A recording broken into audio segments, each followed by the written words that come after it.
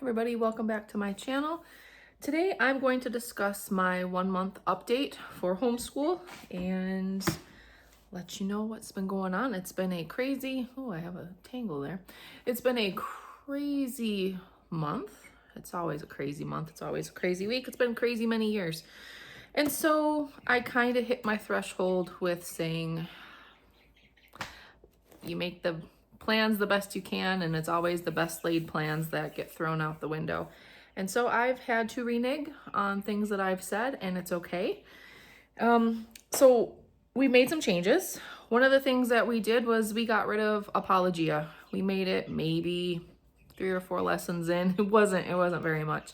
Made it 3 or 4 lessons in, and I was just like, you know what, can't do this. There's still too many parts and pieces, and it was always on the days that we sat down to do math, because we've been kind of doing it a little bit loose since the weather would be good for some days and it would be hot for some other days. So we were just taking it as the weather dictated. And it was always the days that we sat down to do math or anything that Apologia required all of the stuff that we had to do. It was on those particular days when chaos was ensuing. The kids were going crazy, littles were going crazy. There was sickness, there was something going on. And I was needed in a million places, and I just decided I'm done. I can't do this, so we're not going to use Apologia. I had to come to a point that I needed to try this one last time. I wanted to do master books in the spring, but I told myself not to. I figured I had one last chance to use Apologia and give it a good try before I just came to the conclusion that it wasn't going to be for our family, and I didn't even make it a full week or 2 weeks worth of work before I was like, I can't do this. So that had to go. So we went back to master books. So I had a copy of this that I bought this year. And for my 6th grader, since we own all of the master books downloads, I've just been printing off what she needs and putting it in one of those little plastic prong binders, and that's how we're doing it.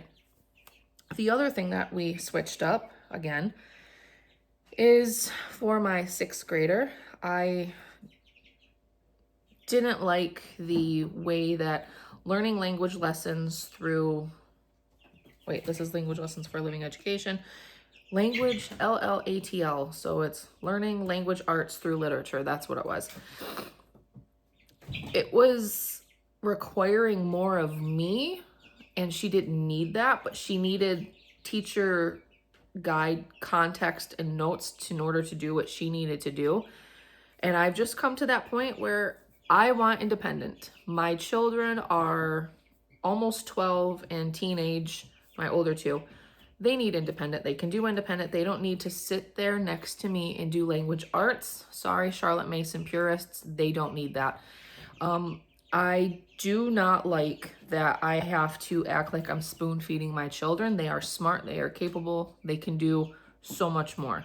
And if it can't be independent, then there's obviously, in my opinion, a flaw in the system. That's just my perspective that I'm coming from. So we switched her from that, and I went with what I was going to do in the spring, but I second guessed myself and said no. One of the reasons why I said no, we weren't going to do it, was because of the religious component. And the main religious component is on the same day of every week. So we can just skip that, and we can do the same for level 7 and even possibly 8. Level 8 is going to be a little bit more tricky, but I think I'll just buy the download for level 8, and I will only print off the things that I want her to do, and then use white labels or whiteout tape to white out other things that I just, if I don't have the bandwidth to deal with it that particular time on that particular day, I'll white it out, and we don't have to even acknowledge that it exists, if that makes sense. So we're going to do it. She likes it. It's quick, it's easy, it's to the point, and it's allowing her to focus on some of the things that she needs to do without her feeling like mom is constantly correcting her, even though I'm not. It's not forcing her into a certain type of narration style that she's not comfortable with. It's just taking her gently through the art of building her writing skills, which she really needs, but she gets very insecure when you try to help her, coming from mom or coming from the Charlotte Mason books that tell you how to do certain things or pick different types of narration. anything she thinks is a narration, that's it, she shuts down. So that's what we went with. History. I was not sure we were going to use this or not use this. I said we probably would. And it's come to the point of my children can use it if they want to. They don't have to. There's a large section of this book that we won't use at the end just because we are pre-Vatican II, pre-conciliar Catholics. So I don't acknowledge a lot of the post-conciliar Catholic nonsense. That offends you, sorry, it's true. So there's things in here I wouldn't have them read anyhow, but they're enjoying reading adult nonfiction from a Catholic perspective. I found a lot of books that I bought for me to use or to start gearing up for high school selections for our bookcase. And they've just been taking them as I get them in from wherever I buy them, and they're reading them now. So, okay, gotta figure out what I'm gonna give them in high school, but they're enjoying it. They're learning a lot. They're getting a lot more out of it. And it's something that they can relate to because they are specific to interests that they have. They're getting more knowledge. They're getting a deeper knowledge. We're still doing the Book of Centuries.